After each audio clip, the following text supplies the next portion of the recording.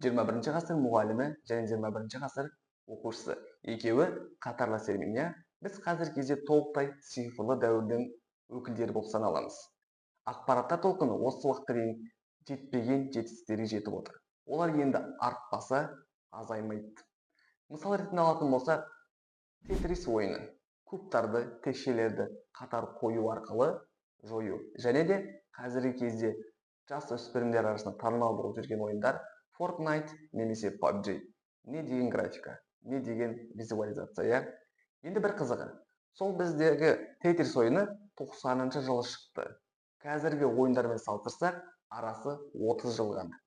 30 жылдың ішінде баланың көңілін аударту үшін не деген өзгерістер болды.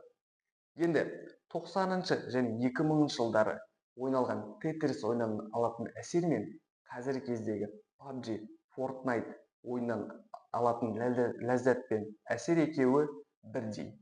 Енді қараймыз. Алатын әсер, ләззат өзгерген жоқ, бірақ подача беру өзгерді. Енді білім саласына қайтатын болсақ, 40-50 жылдары білім саласында қарасақ, үңілсек, тақта, бор және мұғалім. Енді өзіміз заман қайтамыз. Тағы да сол картина, иә? Көпке топырақ шашудың қажеті жоқ. Бірақ шынайы тұрғыдан қарасақ, солай. Дұрыс па? Сонымен, баланың көңілін алу үшін жас маман ретінде мен не істедім деген сұраққа жауап бере кетейін. Мен Аселов Нұрзат, ағылшын тілі пәнінің мұғалімімін.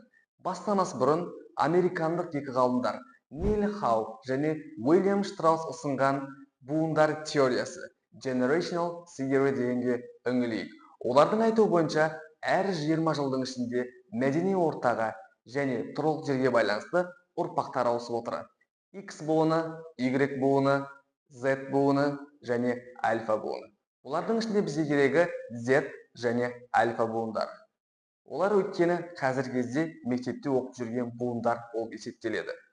Олардың бізде өзіндік ерекшеліктері бар. Олар сандық дәуірдің өкілдері, жасанды интеллект, робототехника, виртуалды шындық секілді технологиялармен бірге қарқынды дамып келе жатыр.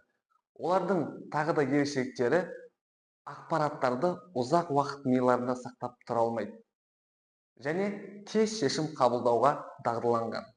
Енді бұл буындарға қатысты менің ұсынған жолдарым.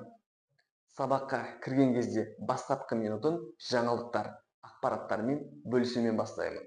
TikTokта осындай жаңалық көріп қалдым. Жаңа технологиялар шықты ғой деген сынды.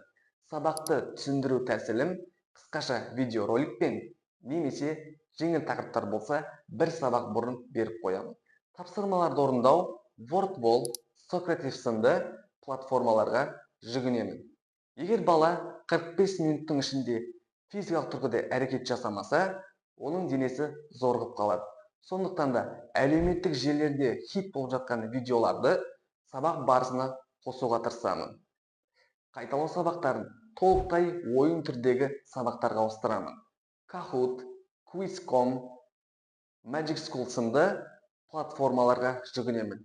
Қазіргі кезде викториналық ойын сайыс түрдегі сабақтарды сабақтан тыс уақытқа қосуды жоспарлап жүрмін. Оның демо версиясын әріптестерім арасында ойнатып көрдім. Оларға ұнады, 10 бағасын берді. Енді келер жақын күндерде балаларға ұсынып, олардан да 10 баға аламын деген сенімдемін. Мен қолданған тәсілдер солар. Баланың көңілін алу өзіңіздің қолыңызда. Назарларыңызға рахмет.